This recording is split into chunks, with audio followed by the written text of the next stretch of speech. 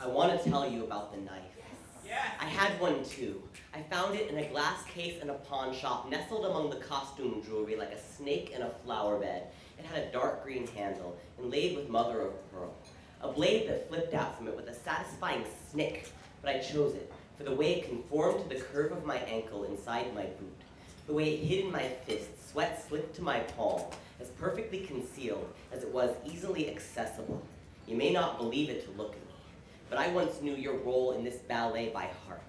Even as I understudied the swagger of the boys in my neighborhood, I was all too studied in the choreography of dipping fingers casually into my pockets, as if they were wrapping around a watch or a cigarette lighter instead of searching for the nearest sharp or heavy object, of pulling out that imaginary watch, pretending to read danger in its face instead of my own chest so it was understood the quickening of my footsteps was just because I had to get somewhere faster, not to keep heavy boots from stepping on my shadow. You can never let them see you're afraid.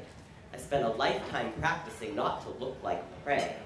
I'm still learning how not to look like a predator. This is the part they don't tell you about. When I transitioned from female to male, no one ever told me finally having a body I felt comfortable in would cause others so much discomfort.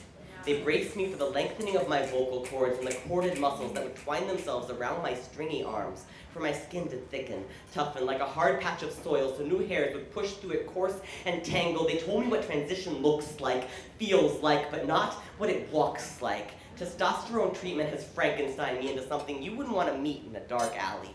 A knife in my hands now will be a tool of aggression, not one of defense, so I've stopped carrying one. And I try to convince myself I don't need it. I don't miss the reassuring glint of steel in my fist so much harder than my bone knows how to be yet. No one holds their breath now when I walk into a men's room, but I often find myself holding mine until they walk out. The thin membrane of stall wall separating my skin from theirs seems inadequate. Without the denim hide that hides the valleys where my monsters live, my thighs have been red seas parted by unwelcome hands. My landscape planted with harsh seeds that stripped my soil to wasteland. I have been colonized. I know what it is to dance with shadows in the night. Each footstep aimed to land hard enough to shake the fear from your spine uncurls a finger from my empty palm, an accusation of what a man's hands can do. Their strength now scares me as much as their weakness ever did. We are both dancing on point along a knife blade thin line that tries to quantify what skin is capable both of holding in and keeping out. What would it take for us both to feel safe in these bodies? These bodies break so easily, no matter which side of the knife you're on. Yeah!